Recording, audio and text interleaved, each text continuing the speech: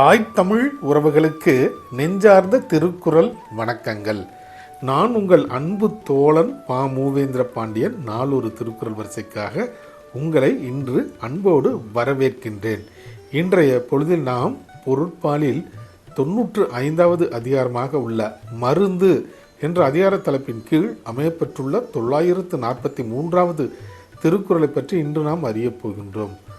மருந்து என்பதற்கு உடலுக்கேற்ற உணவினை அளவோடு பசியறிந்து உண்க என்பது இந்த அதிகாரத்திற்கான பொருளாகும். ஆம் தோழர்களே, இப்பொழுது நாம் 943வது திருக்குறள் என்னவென்பதை காண்போம். அற்றால் அளவறிந்து உண்க அத்துடம்பு பெற்றான் நெடுதுய்க்கும் ஆறு. அற்றால் அளவறிந்து உண்க அத்துடம்பு பெற்றான் நெடுதுய்க்கும் ஆறு. இத்திருக்குறளுக்கான பொருள் என்னவென்பதை இப்போது நாம் காண்போம். ஒருவர் முன்பு உண்ட உணவு செரித்ததை அறிந்து பின்னர் அளவோடு உண்டால் அதுவே அவர் நீண்ட நாள் வாழ்வதற்கு வழிவகை செய்யும் என்பது இத்திருக்குறளுக்கான பொருளாகும்.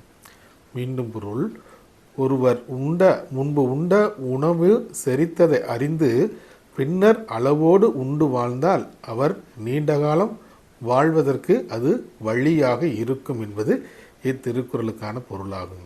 ஆம் தோழர்களே, நாமும் வள்ளுவரின் வழியினை பின்பற்றி முன்பு உண்ட உணவு செரித்ததை அறிந்து பின்னர் அளவோடு உண்போம். நன்றி, வணக்கம்.